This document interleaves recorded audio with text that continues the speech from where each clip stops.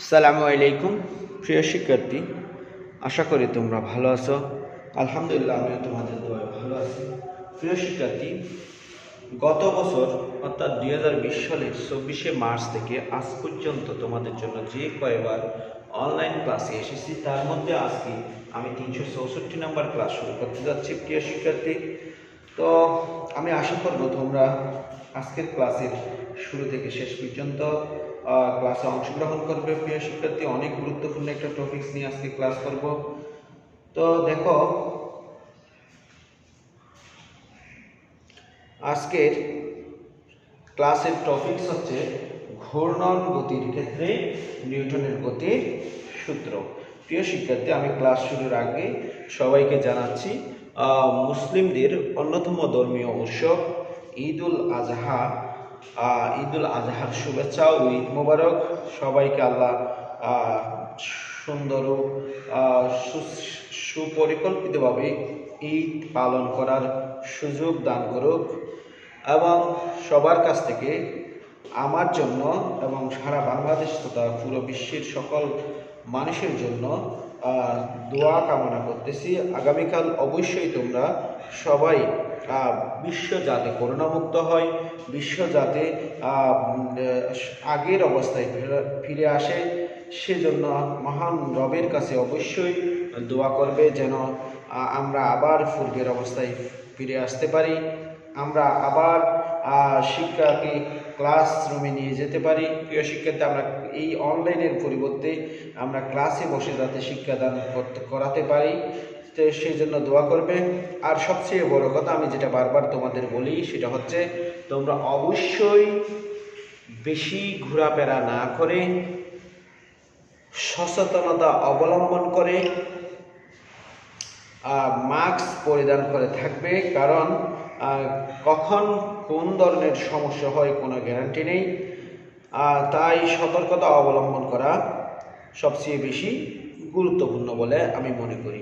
আর বেশি বেশি না বেরিয়ে যারা পরীক্ষার্থী আছে, তোমরা অবশ্যই একটু বই খাতা নিয়ে ঈদের পরে বসবা, একটু পড়ালেখা করবা, মনোযোগী হবা, যাতে তোমরা যদি পরীক্ষা নেয় সেক্ষেত্রে অবশ্যই ভালো রেজাল্ট করতে পারো। তাহলে প্রিয় শিক্ষার্থী, চলো আমরা ক্লাসে চলে যাচ্ছি। আমি তোমাদের যারা আমার সাথে সংযুক্ত আছে, আমি তাদেরকে বলবো আমার ক্লাসটা শেয়ার করে দাও, এবং এইচএসসি সায়েন্স গ্রুপ, যেটা মেসেঞ্জার গ্রুপ আছে, ওইটাতে একটু শেয়ার করে দাও সবাই, ঠিক আছে? কারণ ওখানে স্টুডেন্টরা ওয়েট করে আছে, আমি কোনোভাবেই ওইটা ওখানে শেয়ার করতে পারতেছি না। তোমরা একটু ওখানে শেয়ার করে দাও, আমার মেসেঞ্জার ইয়াটা একটু ডিস্টার্ব করতেছে মনে হয়। তাহলে প্রিয় শিক্ষার্থী, আজকে আমরা ঘূর্ণন গতির ক্ষেত্রে নিউটনের গতির সূত্র আলোচনা করব। ঘূর্ণন গতির ক্ষেত্রে নিউটনের সূত্র কি করব? আলোচনা করব। তাহলে দেখো,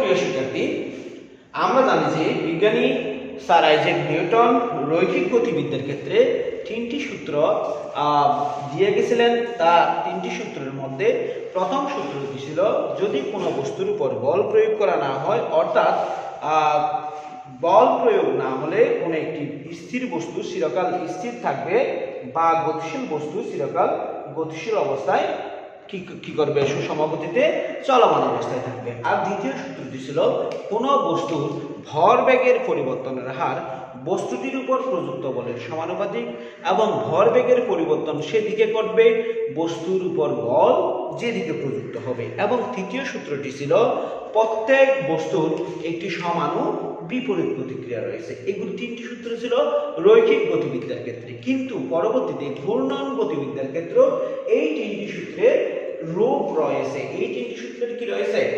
তিনটি রূপ রয়েছে। ঘূর্ণন গতিবিদ্যার ক্ষেত্রে প্রথম সূত্রটি ঠিক কি রকম দেখো। প্রথম সূত্র ঘূর্ণন গতিবিদ্যার ক্ষেত্রে প্রথম সূত্রটা দেখো,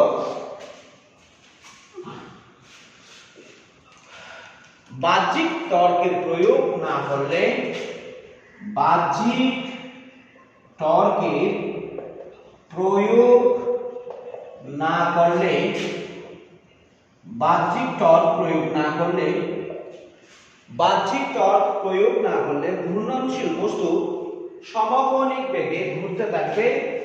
ঘূর্ণনশীল বস্তু সমকৌণিক বেগে ঘূর্ণনরত অবস্থায় থাকবে। ঘূর্ণনরত অবস্থায় থাকবে অথবা বাহ্যিক টর্ক প্রয়োগ না করলে ঘূর্ণনরত বস্তু সমকৌণিক বেগে ঘূর্ণনরত অবস্থায় থাকবে অথবা অঘূর্ণনশীল বস্তু ঘুরবে না। অঘূর্ণনশীল বস্তু ঘুরবে না। ঠিক আছে, তাহলে আমরা দেখতেছি যে নিউটনের রৈখিক গতিবিদ্যার ক্ষেত্রে যে প্রথম সূত্রটি ছিল সেটা কৌণিক গতিবিদ্যার ক্ষেত্রে তার রূপ দাঁড়িয়েছে বাহ্যিক টর্ক প্রয়োগ না করলে ঘূর্ণনশীল বস্তু সমকৌণিক বেগে ঘূর্ণনরত অবস্থায় থাকবে এবং অঘূর্ণনশীল বস্তু কখনো কি করবে না, ঘুরবে না। অর্থাৎ আমরা লিখতে পারি summation of tau equal 0। Summation of tau equal কি 0, অর্থাৎ বস্তুর উপর প্রযুক্ত টর্কের মান 0। সুতরাং আমরা টাউ সমান জানি যে আই আলফা, অর্থাৎ আই আলফা ইকুয়াল কি 0। আই আলফা ইকুয়াল কি 0। দেখো আমরা রৈখিক গতিবিদ্যার ক্ষেত্রে বলছিলাম যে বস্তুর ভর কখনো কি হতে পারে না, 0 হতে পারে না। যদি বস্তুর ভর 0 না হয়, রৈখিক গতিবিদ্যার ক্ষেত্রে ভর যে কাজটা করে কৌণিক গতিবিদ্যার ক্ষেত্রে জড়তার ভ্রামক বা আই একই কাজ করে। সুতরাং m is not equal 0 হলে I is not equal কি হবে 0 হবে। তাহলে I is not equal 0 হলে অবশ্যই আলফা ইকুয়াল কি হবে 0 হবে। আলফা মানে কি কৌণিক ত্বরণ, আলফা ইকুয়াল কি কৌণিক ত্বরণ। আলফা ইকুয়াল যদি কৌণিক ত্বরণ হয় তাহলে আমরা লিখতে পারি আবার alpha equal d omega dt. D omega কি ডিটি। তাহলে আমি এখানে যদি লিখি d omega dt equal 0, d omega dt equal কি 0, আমি যদি উভয় পাশে সমাকলন করি তাহলে ডি ওমেগা ডিটি ইকুয়াল কি হবে ধ্রুবক হবে। ডি ওমেগা ডিটি ইকুয়াল কি হবে ধ্রুবক হবে, বা ওমেগা সমান ধ্রুবক। ওমেগা সমান কি ধ্রুবক। তাহলে আমরা দেখতেছি যে কোন একটি বস্তু সেটি যদি ঘূর্ণনরত অবস্থায় থাকে বা স্থির অবস্থায় থাকে, সেই ক্ষেত্রে তার উপর যদি টর্ক প্রয়োগ না করা হয় তাহলে অবশ্যই ঘূর্ণনরত বস্তুটি সমকৌণিক বেগে ঘুরতে থাকবে, অর্থাৎ ওমেগা সমান ধ্রুবক, অর্থাৎ ওমেগা বা কৌণিক সমকৌণিক বেগ বা কৌণিক বেগ অবশ্যই কি হবে ধ্রুবক থাকবে, অথবা অঘূর্ণনরত বস্তু অবশ্যই কি করবে না, ঘুরবে না। এখন আমরা দ্বিতীয় সূত্রটি দেখব। আমরা কি করব দ্বিতীয় সূত্রটি দেখব। দ্বিতীয় সূত্রটা হচ্ছে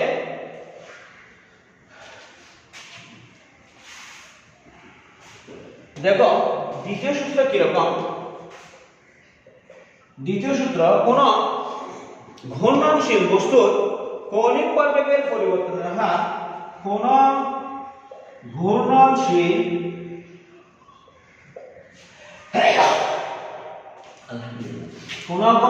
বস্তুর কৌণিক ভরবেগে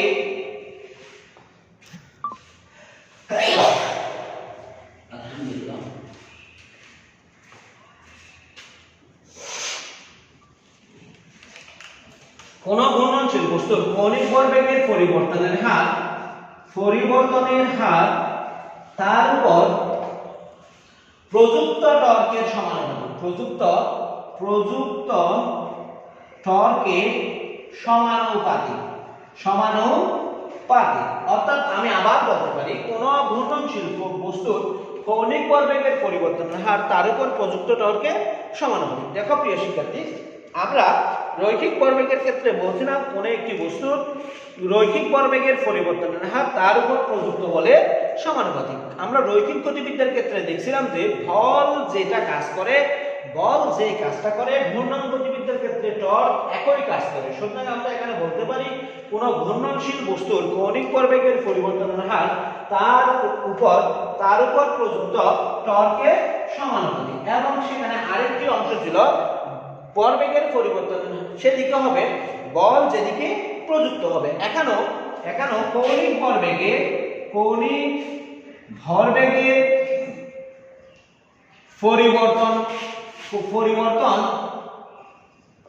সেদিকে হবে টর্কের পরিবর্তন কি হবে টর্ক যেদিকে প্রযুক্ত হবে অর্থাৎ টর্ক যেদিকে প্রযুক্ত হবে কৌণিক ভরবেগের পরিবর্তনও কি হবে সেদিকে হবে। টর্ক যেদিকে প্রযুক্ত হবে কৌণিক ভরবেগের পরিবর্তন কি হবে সেদিকে হবে। আমরা কৌণিক ভরবেগকে L দ্বারা প্রকাশ করছিলাম, এর আগের ক্লাসে আমরা দেখছিলাম। সুতরাং আমরা এখানে লিখতে পারি ddt of L proportional to tau, ddt of L proportional to কি tau, অর্থাৎ ভরবেগের পরিবর্তন প্রযুক্ত টর্কের সমানুপাতিক। ভরবেগের পরিবর্তন কিসের সমানুপাতিক? প্রযুক্ত টর্কের সমানুপাতিক। এবার দেখো প্রিয় শিক্ষার্থী, আমরা তৃতীয় সূত্র, আমরা রৈখিক গতিবিদ্যার ক্ষেত্রে তৃতীয় সূত্রটা ঠিক এভাবেই পড়ছিলাম বা এভাবে দেখতে পেয়েছিলাম। প্রত্যেক বস্তুর একটি সমান ও বিপরীত প্রতিক্রিয়া রয়েছে। প্রত্যেক বস্তুর একটি সমান ও কি রয়েছে? বিপরীত প্রতিক্রিয়া রয়েছে। এখন আমরা এখানে দেখব ঘূর্ণনশীল বস্তুর ক্ষেত্রে ক্রিয়াশীল টর্ক প্রতিক্রিয়াশীল টর্কের সমান। আমরা এখানে বলবো ঘূর্ণনশীল বস্তুর ক্ষেত্রে ক্রিয়াশীল টর্ক প্রতিক্রিয়াশীল টর্কের সমান। কিসের সমান? প্রতিক্রিয়াশীল টর্কের সমান। তাহলে আমরা দেখতেছি যে রৈখিক গতিবিদ্যার ক্ষেত্রে বিজ্ঞানী নিউটন স্যার যে কয়েকটি সূত্র দিয়েছিলেন ঠিক সেই কয়েকটি সূত্রকে কৌণিক গতিবিদ্যার ক্ষেত্রেও কি করা যায়? প্রয়োগ করা যায়। আশা করি প্রিয় শিক্ষার্থী তোমরা ঘূর্ণন গতির ক্ষেত্রে নিউটনের গতির সূত্রসমূহ বুঝতে পেরেছো। প্রিয় শিক্ষার্থী, আমি এখন কৌণিক ভরবেগের নিত্যতা সূত্রটা প্রমাণ করার চেষ্টা করব। কৌণিক ভরবেগের নিত্যতা সূত্রটা প্রমাণ করার কি করব? চেষ্টা করব। দেখো প্রিয় শিক্ষার্থী, আমরা কৌণিক ভরবেগের রৈখিক ভরবেগের নিত্যতা সূত্র আমরা পেয়েছিলাম যে যদি কোনো বস্তুর উপর লব্ধি বল শূন্য হয়, কোন বস্তুর উপর প্রযুক্ত লব্ধি বল শূন্য হয়, সেই ক্ষেত্রে সংঘর্ষের পূর্বের ভরবেগ এবং সংঘর্ষের পরবর্তী ভরবেগ সবসময় কি থাকে? সমান থাকে। অথবা কোন দুটি বস্তু যদি পরস্পরের সাথে সংঘর্ষে লিপ্ত হয় সেই ক্ষেত্রে বস্তুদ্বয়ের সংঘর্ষের পূর্বের ভরবেগ এবং সংঘর্ষের পরের ভরবেগ কি থাকে? সবসময় সমান থাকে। এটাকে বলা হয় ভরবেগের নিত্যতা সূত্র, রৈখিক ভরবেগের নিত্যতা সূত্র। আমরা পড়ব কৌণিক ভরবেগের নিত্যতা সূত্র। কৌণিক ভরবেগের নিত্যতা সূত্র ভেরি ভেরি ইম্পর্টেন্ট একটা জিনিস, একটু মনোযোগ দিয়ে দেখবে প্রিয় শিক্ষার্থী। তোমরা না বুঝলে আমাকে অবশ্যই জানাবে, আমি সর্বোচ্চটাই বুঝিয়ে বলার চেষ্টা করব। দেখো প্রিয় শিক্ষার্থী, আমি সূত্রটা বিবৃতি করব ঠিক এভাবে। কোনো ঘূর্ণায়মান বস্তুর উপর বাহ্যিক টর্কের ক্রিয়া না থাকলে বস্তুটির মোট কৌণিক ভরবেগ অপরিবর্তিত থাকবে। কোন ঘূর্ণায়মান বস্তুর উপর কোন ঘূর্ণায়মান বস্তুর উপর বাহ্যিক টর্ক ক্রিয়ারত না থাকলে, কোন ঘূর্ণায়মান বস্তুর উপর বাহ্যিক টর্ক ক্রিয়ারত না থাকলে বস্তুটির মোট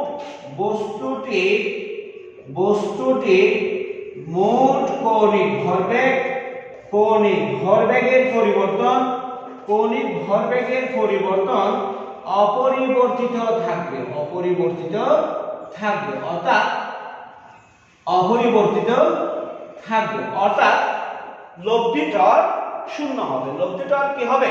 শূন্য হবে। আমি আবার বলতেছি, কোন ঘূর্ণায়মান বস্তুর উপর যদি বাহ্যিক টর্ক ক্রিয়ারত না থাকে সেই ক্ষেত্রে কোন ঘূর্ণায়মান বস্তুর উপর যদি বাহ্যিক টর্ক ক্রিয়ারত না থাকে সেই ক্ষেত্রে বস্তুটির মোট কৌণিক ভরবেগ সবসময় ধ্রুব থাকবে। অর্থাৎ আমি রৈখিক গতিবিদ্যার ক্ষেত্রে বলছিলাম যে যদি দুটি বস্তু গতিশীল হয় সেই ক্ষেত্রে তাদের মধ্যে যদি সংঘর্ষ ঘটে সেই ক্ষেত্রে সংঘর্ষের পূর্বের বস্তুদ্বয়ের ভরবেগ এবং সংঘর্ষের পরের বস্তুদ্বয়ের মোট ভরবেগ কি থাকবে? সমান থাকবে। এটাকে বলা হয় অপরিবর্তিত থাকা বা ধ্রুব থাকা। এখানেও টর্ক যদি প্রয়োগ না হয় সেই ক্ষেত্রে বস্তুটির মোট কৌণিক ভরবেগ কি থাকবে?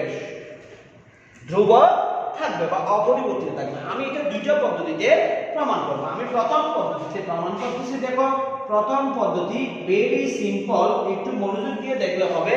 দেখো আমরা জানি যদি জড়তার ভ্রামক অর্থাৎ যদি কোনো একটি বস্তু ঘূর্ণনত অবস্থায় থাকে তার একটি জড়তার ভ্রামক থাকে।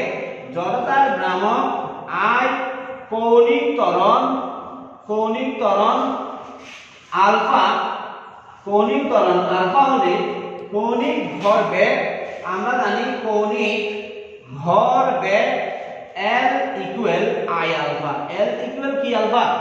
I alpha. এটা আমরা আগে থেকে আমরা কৌণিক ভরবেগ L সমান জানি যে কৌণিক ভরবেগ L সমান জানি যে I ওমেগা। I কি? ওমেগা। এটাকে এক নং সমীকরণ দিলাম এবং টর্ক টাউ সমান আমরা জানি যে I আলফা। টর্ক টাউ সমান কি? I alpha. দেখো এখানে ওমেগা হচ্ছে কৌণিক বেগ। ওমেগা হচ্ছে কি বেগ? কৌণিক বেগ। তাহলে দেখো আমি বলছিলাম যে যদি কোনো একটি বস্তু ঘূর্ণনত অবস্থায় থাকে সেই ক্ষেত্রে বস্তুটির জড়তার ভ্রামক I এবং কৌণিক ত্বরণ আলফা এবং কৌণিক বেগ ওমেগা হলে কৌণিক ভরবেগ L সমান I ওমেগা, টর্ক টাউ সমান I আলফা। টর্ক টাউ সমান কি আলফা? I alpha. এখন দেখো প্রিয় শিক্ষার্থী, আমি যদি এক নং সমীকরণকে ডিফারেনশিয়েট করি, তাহলে d dt of L equal d dt of I omega. কয় নং সমীকরণকে ডিফারেনশিয়েট করছি? এক নং সমীকরণকে সময়ের সাপেক্ষে অন্তরীকরণ করছি। আমি এখানে UB এর সূত্র প্রয়োগ করব। কি রকম UB?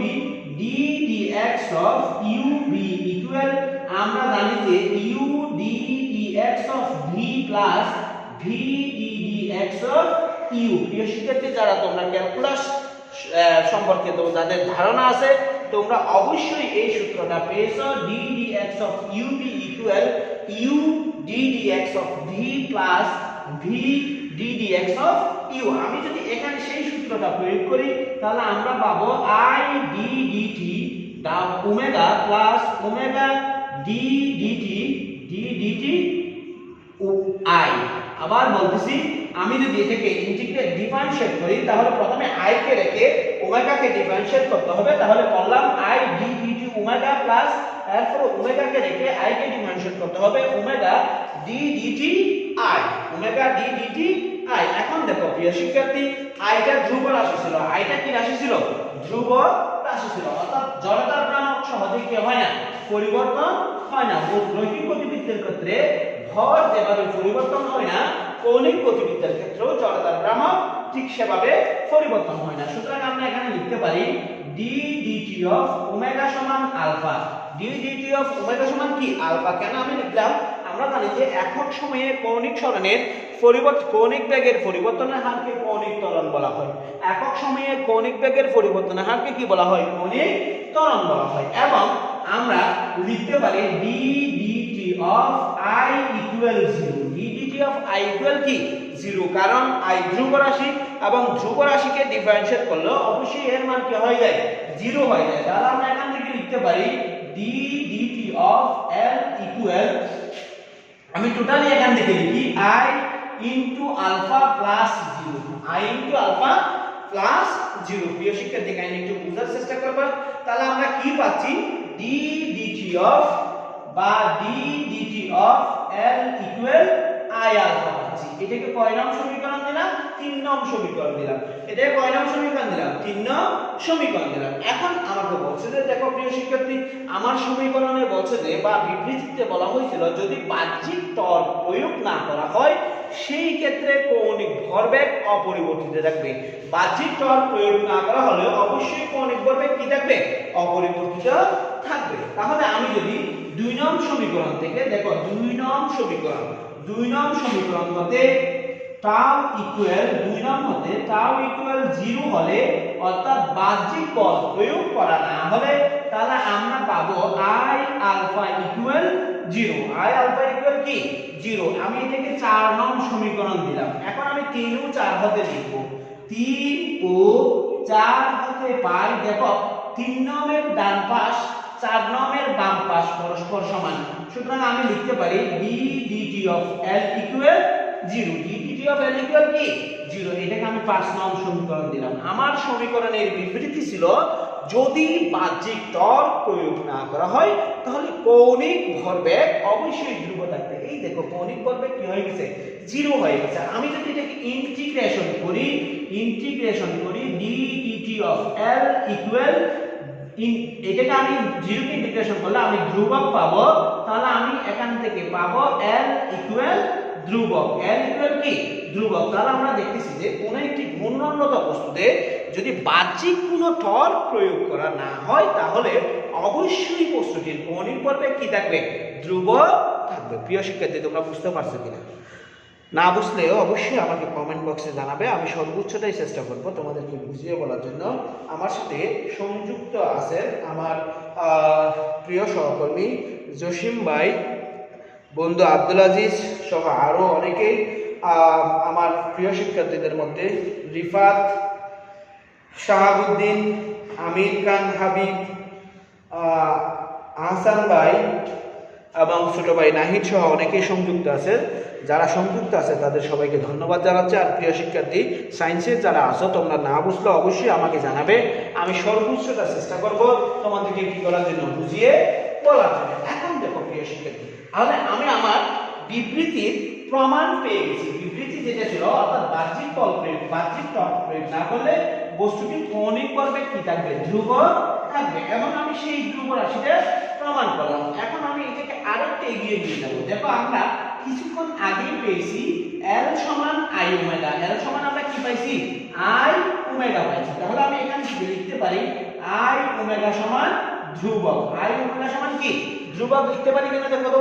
যদি I ওমেগা সমান ধ্রুবক হয় তাহলে আমরা লিখতে পারি I1 ওমেগা 1 সমান I2 ওমেগা 2 সমান ডট ডট ডট সমান ধ্রুবক। অর্থাৎ I1 ওমেগা 1 কে গুণ করলে যা পাবো, I2 ওমেগা 2 কে গুণ করলে তা পাবো, I3 ওমেগা 3 কে গুণ করলে তা পাবো। এভাবে আমরা IN ওমেগা n পর্যন্ত যেতে পারি। তাহলে আমরা এখান থেকে লিখতে পারি I1 ওমেগা 1 সমান I2 ওমেগা 2। অর্থাৎ যদি কোনো বস্তু ঘূর্ণনশীল অবস্থায় থাকে এবং তাতে বাহ্যিক কোনো টর্ক প্রয়োগ করা না হয় সেই ক্ষেত্রে কৌণিক বেগ অবশ্যই কি থাকবে? ধ্রুবক থাকবে বা অপরিবর্তিত থাকবে। এবং আমরা এখান থেকে কি লিখতে পারি? দেখো I1 বাই I2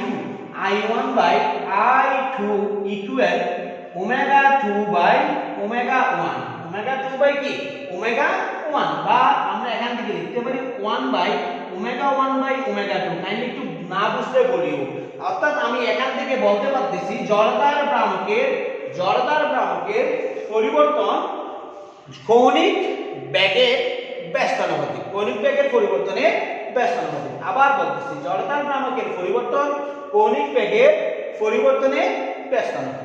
আশা করি প্রিয় শিক্ষার্থী তোমরা প্রথম পদ্ধতিতে প্রমাণটা বুঝতে পারছো। আমি এখন একটু দ্বিতীয় পদ্ধতিতে প্রমাণ করব। অর্থাৎ যে পদ্ধতিটা তোমরা সচরাচর ব্যবহার করো আমি সেই পদ্ধতি ব্যবহার করে আমি কি করব? প্রমাণ করার চেষ্টা করব। এখন দেখো প্রিয় শিক্ষার্থী, দেখো আমি মনে করে নিলাম এটা বিকল্প পদ্ধতি বা দ্বিতীয় পদ্ধতি। দেখো বিকল্প পদ্ধতি বা দ্বিতীয় পদ্ধতি মনে করলাম কোনো একটি বস্তু যার রৈখিক ভরবেগ b, যার রৈখিক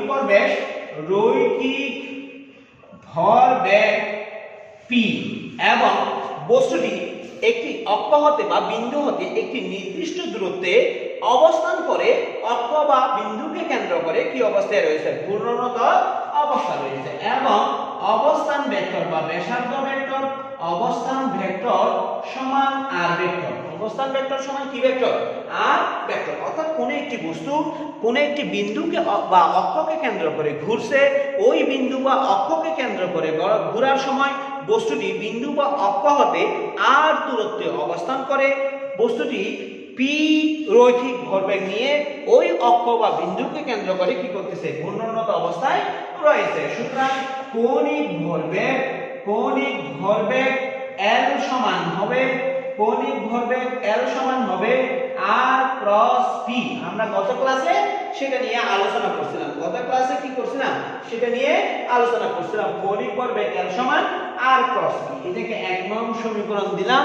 এবং টর্কের সংজ্ঞা হতে আমরা লিখতে পারি, টর্কের সংজ্ঞাটা কি ছিল, টর্কের সংজ্ঞা হতে পাই, দেখো তোমরা সবাই জানো, যারা জানো টর্কের সংজ্ঞা একটু কাইন্ডলি লিখে দাও।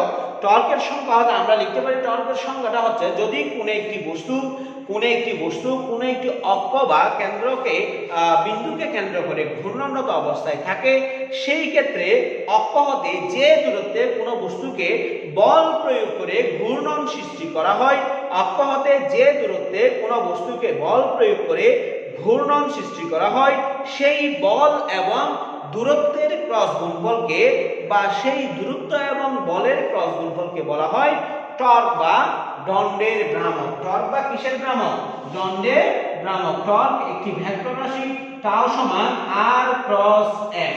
টাও সমান কি, r ক্রস f। তাহলে কৌণিক ভরবেগ L সমান আমরা পেলাম r ক্রস p, এবং টর্ক টাও সমান আমরা পেলাম r ক্রস f। এটা আমরা পেয়ে গেলাম। এখন দেখো প্রিয় শিক্ষার্থী, নিউটনের গতির দ্বিতীয় সূত্র ব্যবহার করব। নিউটনের গতির দ্বিতীয় সূত্র হতে পাই, নিউটনের গতির দ্বিতীয় সূত্র হতে পাই, দেখো কি পাই, F সমান ma। F সমান কি, ma। এটা তোমরা সবাই জানো, নিউটনের গতির দ্বিতীয় সূত্র থেকে আমরা জানি যে F সমান ma।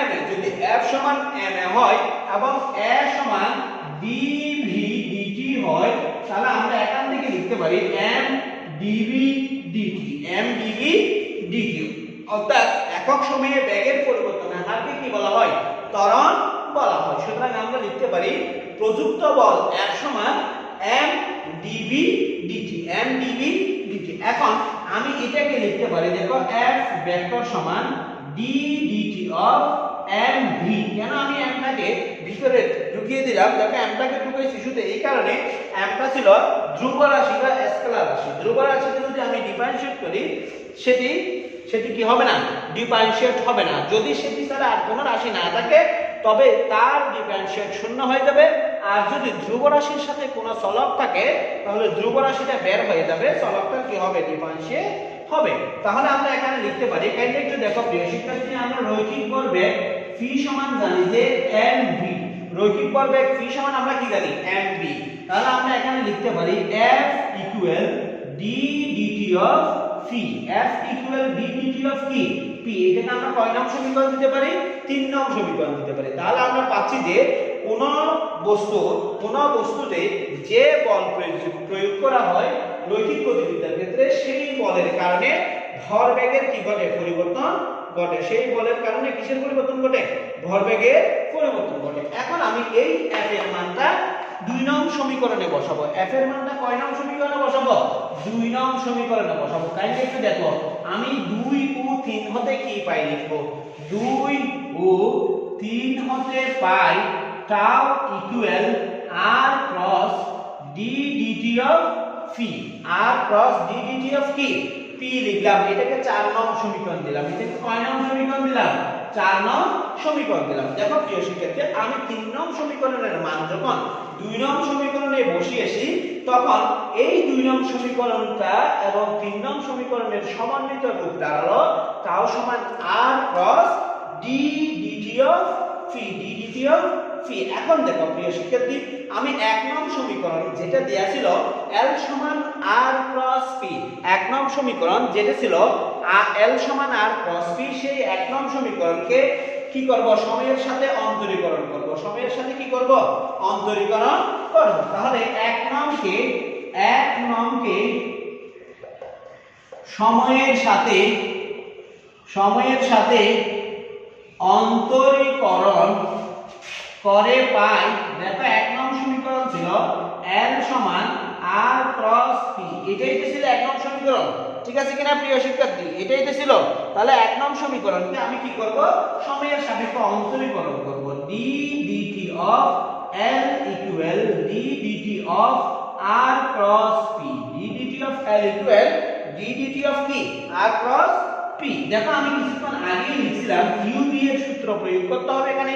তাহলে UV এর সূত্রটা ছিল এরকম, d dx of UV equal u d dx of V plus b d dx of u। প্রিয় শিক্ষার্থী, যারা তোমরা ইন্টারমিডিয়েটে একাদশ শ্রেণী বা দ্বাদশ শ্রেণীতে আসো, তোমরা অবশ্যই ক্যালকুলাসের ক্ষেত্রে এই সূত্রটা অবশ্যই তোমরা জানো, d dx of uv সমান u d dx of v plus v d dx of u। কিন্তু এখানে এইটা আমরা যেমন ইচ্ছে তেমন ভাবে করতে পারি, কারণ এটা স্কেলার রাশি। কিন্তু এখানে ক্রস গুণন আছে, ক্রস গুণন থাকার কারণে এটা যেমন ইচ্ছে তেমন আমরা করতে পারবো না। আগের রাশিগুলো অবশ্যই আমাকে আগে লিখতে হবে। তাহলে আমি প্রথমে r কে ডিফারেন্সিয়েট করব। r কে ডিফারেন্সিয়েট করলে d dt of r cross d dt of r cross p plus r cross d dt of p। আমি আবার বলতেছি, প্রথমে আমি r কে ডিফারেন্সিয়েট করলাম, d dt of r cross p রেখে দিলাম, সূত্রের প্লাস r রেখে দিলাম d dt of p, d dt of p। দেখো প্রিয় শিক্ষার্থী, আমি এখানে মানটা বসাচ্ছি। এখানে d dt of l সমান d dt of r cross p plus r cross d dt of p। এখন দেখো প্রিয় শিক্ষার্থী, আমরা জানি যে সময়ের সাপেক্ষে সরণের পরিবর্তনের হারকে বেগ বলা হয়। সময়ের সাপেক্ষে সরণের পরিবর্তনের হারকে কি বলা হয়, বেগ বলা হয়। এবং ভরবেগ v সমান mv, ভরবেগ v সমান কি mv। এখন আমি সেই মানটা এখানে বসাবো, d dt of l সমান এটা হয়ে যাবে v cross mv plus r cross d dt of p। তাইলে এখন একটু দেখো প্লিজ, গুরুত্বপূর্ণ একটি মুহূর্তে আমরা চলে আসছি। দেখো এখানে একটি স্কেলার রাশি বা স্কেলার ক্ষেত্র m আছে আর দুটি ভেক্টর ক্ষেত্র আছে। আমি স্কেলার ক্ষেত্রটাকে বের করে দিলাম, বাকি থাকবে v cross v plus r cross d dt of p। আমি একটু বোঝার চেষ্টা করব প্রিয় শিক্ষার্থী, না বুঝলে অবশ্যই আমাকে কমেন্ট বক্সে জানাবে। আমি সর্বোচ্চটাই চেষ্টা করব তোমাদেরকে বুঝিয়ে বলার জন্য, একদম ইজি কতগুলি টার্ম। প্রিয় শিক্ষার্থী, দেখো তোমরা অবশ্যই ক্রস গুণন সম্পর্কে তোমাদের ধারণা রয়েছে। ক্রস গুণনের ক্ষেত্রে তোমরা জানো যে ক্রস গুণনের ক্ষেত্রে তোমরা কি জানো, দেখো ক্রস গুণনের ক্ষেত্রে তিনটি অক্ষ যদি এরকম হয়, দেখো এটা x অক্ষ, বা আমি এভাবে লিখি এটা x অক্ষ, এটা এটা y অক্ষ, এটা z অক্ষ। x অক্ষ বরাবর একটি একক ভেক্টর i কাজ করে, y অক্ষ বরাবর একটি একক ভেক্টর z কাজ করে, এবং z অক্ষ বরাবর একটি একক ভেক্টর k কাজ করে। এখন দেখো i এর সাথে যখন কি হয়, i যখন সমান্তরাল অবস্থায় থাকে, i এর সাথে যখন i সমান্তরাল অবস্থায় থাকে, সেই ক্ষেত্রে i ক্রস i সমান আমরা পাই 1 * 1 cos 0 ডিগ্রি। 1 * 1 cos হবে না, এখানে sin হবে, sin 0 ডিগ্রি ইনটু ইটা, ইনটু কি ইটা। তাহলে আমরা দেখতেছি যে sin 0 ডিগ্রির মান 0, তার মানে 1 * 1 * 0 ইটা। দেখো এইগুলি সব গুণ করলে আমরা কি পেয়ে যাচ্ছি, 0 পেয়ে যাচ্ছি। অর্থাৎ ক্রস গুণনের ক্ষেত্রে সমান্তরাল ভেক্টরগুলির ক্রস গুণফল 0 হয়।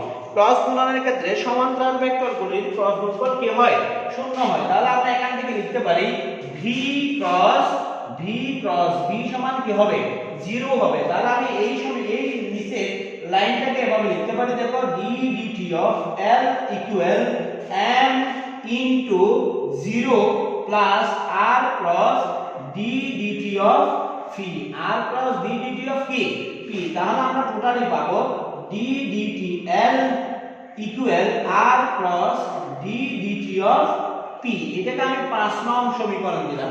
এটাকে কয় নং সমীকরণ দিলাম? 5 নং সমীকরণ দিলাম। এখন দেখো প্রিয় শিক্ষার্থী, আমি 4 নং সমীকরণের সাথে যদি 5 নং সমীকরণকে তুলনা করি, 4 নং সমীকরণের সাথে যদি 5 নং সমীকরণটা তুলনা করি, 4 নং সমীকরণটা এরকম ছিল tau equal R cross D DT of phi. এটা ছিল 4 নং সমীকরণ। তাহলে 4 ও 5 হতে পাই, 4 ও 5 হতে পাই D DT of L equal D DT of L equal কত? টাউ। এটাকে 6 নং সমীকরণ দিলাম। এটাকে কয় নং সমীকরণ দিলাম? 6 নং সমীকরণ দিলাম। অর্থাৎ আমি ঠিক কি কোথায় চলে গেলাম?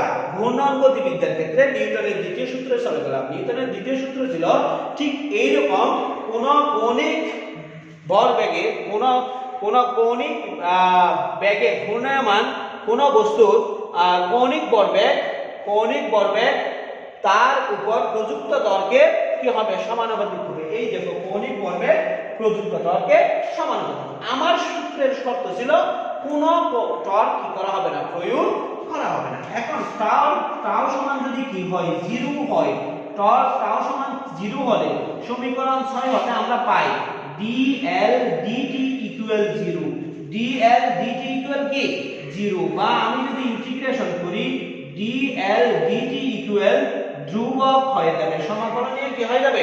ধ্রুবক হয়ে যাবে। তাহলে দেখো প্রিয় শিক্ষার্থী, আমরা আমার সমীকরণের বিবৃতির দিকে আমরা চলে যাচ্ছি। তাহলে আমরা পাচ্ছি L ইকুয়াল ধ্রুবক। অর্থাৎ যদি বাহ্যিক কোনো বল প্রয়োগ না করা হয়, বল মানে এখানে টর্ক, ঘূর্ণনরত বস্তুর উপর বাহ্যিক কোনো বল প্রয়োগ না করা হয়, সেই ক্ষেত্রে কৌণিক ভরবেগ অবশ্যই কি থাকবে? অপরিবর্তিত থাকবে। কৌণিক ভরবেগ অবশ্যই কি থাকবে? অপরিবর্তিত থাকবে। প্রিয় শিক্ষার্থী, আশা করি তোমরা কৌণিক ভরবেগের নিত্যতা সূত্র সম্পর্কে একটি বিস্তর ধারণা পেয়েছো। আমি এখন একটু দুইটা রাশি নিয়ে আলোচনা করব। একটা হচ্ছে কেন্দ্রমুখী বল আর একটা হচ্ছে কেন্দ্রবিমুখী বল। তাইলে একটু দেখবা কেন্দ্রমুখী বল বা অভিকেন্দ্র বল, কেন্দ্রমুখী বল বা অভিকেন্দ্র বল, তাইলে একটু দেখবা কেন্দ্রমুখী বল বা অভিকেন্দ্র বল। যখন কোন একটি বস্তু কোন একটি অক্ষ বা বিন্দুকে কেন্দ্র করে ঘূর্ণায়মানরত অবস্থায় থাকে, দেখো এটা হচ্ছে অক্ষ বিন্দু, এই বিন্দুকে কেন্দ্র করে কোন একটি বস্তু, মনে করে m ভরের বস্তু, এটাকে এভাবে ঘূর্ণায়মানরত অবস্থায় রয়েছে। এটা যখন এখানে ছিল, বস্তুটি যদি এরকম সংযুক্ত না থাকতো, অর্থাৎ উ এর সাথে m বস্তুটার যদি কোনো কানেকশন না থাকতো, তাহলে বস্তুটি ঠিক এদিকে না ঘুরে এরকম সোজা ছিঁড়ে চলে যেত। কিন্তু এখানে একটা আকর্ষণ বা সংযোগ থাকার কারণে বস্তুটি সোজা চলে যেতে পারতেছে না, ঘুরে চলে আসতেছে। তার মানে কোনো একটি বস্তু বা কোনো একটি নির্দিষ্ট বলের বস্তু যখন কোনো বিন্দু বা অক্ষকে কেন্দ্র করে ঘুরে, তখন বস্তুটির কেন্দ্র অভিমুখে এক ধরনের লব্ধি বল ক্রিয়া করে। বস্তুটির কেন্দ্র অভিমুখে এক ধরনের কি বল ক্রিয়া করে? লব্ধি বল ক্রিয়া করে। এই লব্ধি বল ক্রিয়া করার কারণে বস্তুটি তার অক্ষ বা কেন্দ্রের চতুর্দিকে ঘূর্ণায়মান অবস্থায় থাকে, বা যে কেন্দ্রমুখী বলটা বস্তুটিকে কেন্দ্রের চতুর্দিকে ঘূর্ণায়মান বা গতিশীল অবস্থায় রাখে, সেই বলটাকে আমরা বলবো কেন্দ্রমুখী বল বা অভিকেন্দ্র বল। আমি আবার বলতেছি, কোন বস্তু বৃত্তাকার পথে যখন ঘূর্ণায়মান থাকে, তখন ওই বৃত্তের কেন্দ্র অভিমুখী এক ধরনের বল ক্রিয়া করে, যা বস্তুটিকে ঘূর্ণনশীল বা গতিশীল রাখতে সহায়তা করে। সেই কেন্দ্রমুখী, সেই ক্রিয়াশীল কেন্দ্র অভিমুখী বলকে আমরা বলবো কেন্দ্রমুখী বল বা অভিকেন্দ্র বল। কেন্দ্রমুখী বল বা কি বল?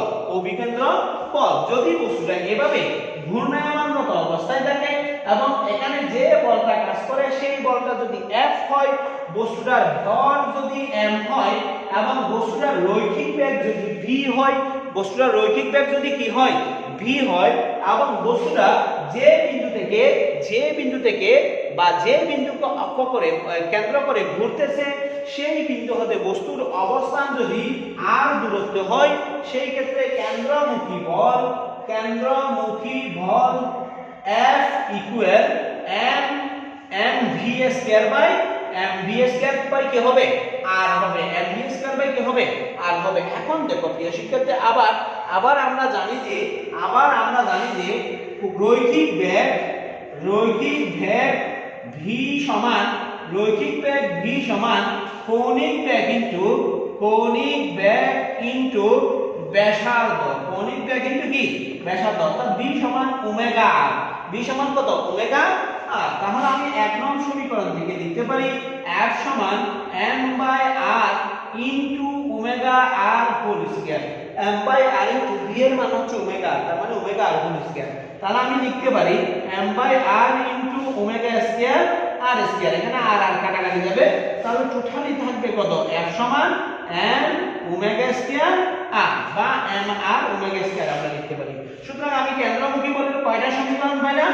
দুইটা সমীকরণ পাইলাম। একটা হচ্ছে f সমান mv স্কয়ার বাই r, আর একটা পাইলাম কত f সমান m omega square r। f সমান কি omega square r m omega square r। এখন দেখো প্রিয় শিক্ষার্থী, এখন আমরা কেন্দ্রমুখী বল কি জিনিস সেটা পেয়ে গেলাম। এখন যদি আমি বলি কেন্দ্রমুখী ত্বরণ কি জিনিস, এই কেন্দ্রমুখী ত্বরণের সংজ্ঞা দিতে গেলে আমাকে জানতে হবে কেন্দ্রমুখী বলের জন্য ব্যাসার্ধ বরাবর কেন্দ্রের দিকে যে ত্বরণ সৃষ্টি হবে, আমি আবার বলতেছি বস্তুটি যখন ঘূর্ণনরত অবস্থায় থাকে সেখানে অবশ্যই একটি কেন্দ্র অভিমুখী বল কাজ করে।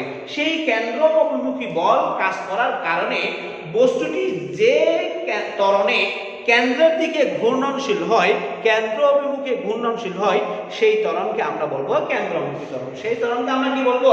কেন্দ্রমুখী ত্বরণ। কেন্দ্রমুখী ত্বরণ a সমান v square by r। a সমান কি square by r? v square by r। প্রত্যেকটা আমি পাইলাম, আমরা জানি যে f সমান ma, আবার f সমান আমরা পাইলাম m v square by r। তাহলে এই দুটো সমীকরণ যদি আমি তুলনা করি, এখান থেকে a সমান আমি কি পাবো? v স্কয়ার বাই r পাবো। আবার আমরা ওমেগা সমান পাইছিলাম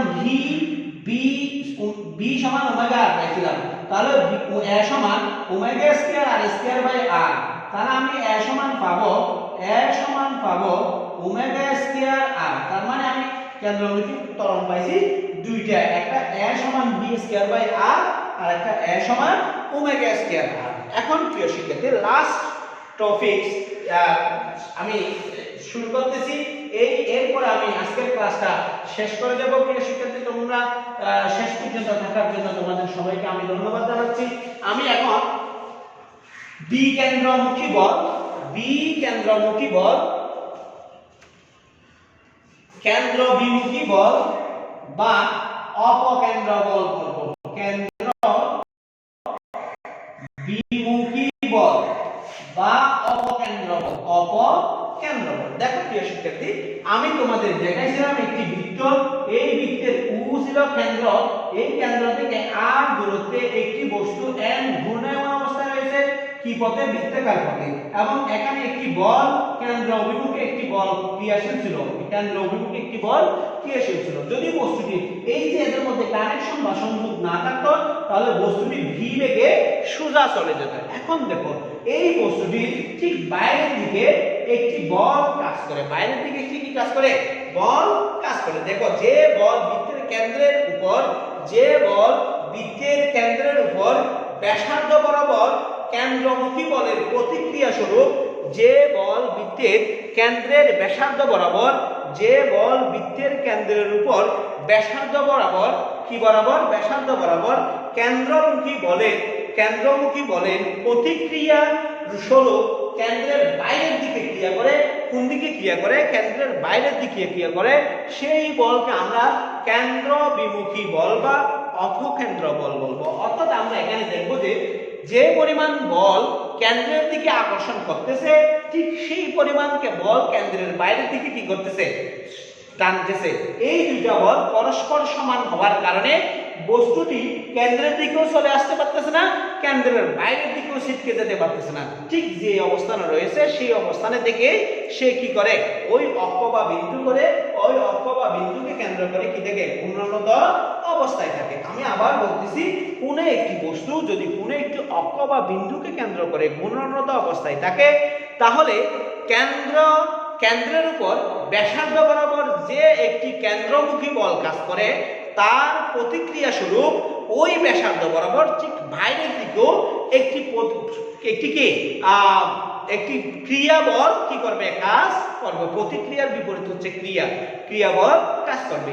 এই যে বলটা বাইরের দিকে সমান ও বিপরীতমুখী, যে বলটা বাইরের দিকে ক্রিয়া করে, সেই বলকে আমরা বলবো কেন্দ্র বিমুখী বল বা অপকেন্দ্র বল। সুতরাং আমরা কেন্দ্র বিমুখী বল যদি F লিখি, তাহলে F সমান হবে mv²/r, বা F সমান হবে m²r। দেখো এখানে কেন্দ্রমুখীতে এটা যেদিকে থাকবে, কেন্দ্রমুখীতে এটা তার বিপরীত দিকে থাকবে। প্রিয় শিক্ষার্থী, আশা করি তোমরা কৌণিক গতিবিদ্যার ক্ষেত্রে বা ঘূর্ণন গতির ক্ষেত্রে নিউটনের সূত্রসমূহের স্বরূপ এবং কৌণিক ভরবেগের নিত্যতা সূত্রের যে দুটি প্রমাণ দেখাইলাম এবং অপকেন্দ্র বল ও অভিকেন্দ্র বল সম্পর্কে একটি ভালো ধারণা পেয়েছো। আজকে এই পর্যন্ত। প্রিয় শিক্ষার্থী, আমি আবারও তোমাদের জানাচ্ছি যে যেহেতু আগামীকাল ঈদুল আজহা, সেহেতু অবশ্যই তোমরা ঈদের দিন আল্লাহর কাছ থেকে বেশি বেশি করে চাইবে যেন পুরো ধরনীটা করোনামুক্ত হয়ে যায়, আমরা আবার পূর্বের পৃথিবী ফেরত পাই, আবার আমরা ক্লাসরুমে গিয়ে ক্লাস করতে পারি এবং সবাই ভালো ও সুস্থ থাকতে পারি। সবাইকে ঈদুল আজহার শুভেচ্ছা, ঈদ মোবারক। সবাইকে আমার বাসায় দাওয়াত রইল। ভালো থেকো, আমার জন্য দোয়া করিও। তোমরা যে যেখানে আসো সেখানে সময় নষ্ট না করে, অবশ্যই সময় নষ্ট না করে, বেশি ঘোরাফেরা না করে, সচেতনতা অবলম্বন করে নিজেকে সুরক্ষিত রাখবে এবং সময়ের সদ্ব্যবহার করে ভবিষ্যৎ জীবনের জন্য প্রস্তুতি হিসেবে অবশ্যই বইয়ের সাথে সংস্পর্শে থাকবে। ভালো থেকো। আসসালামু আলাইকুম।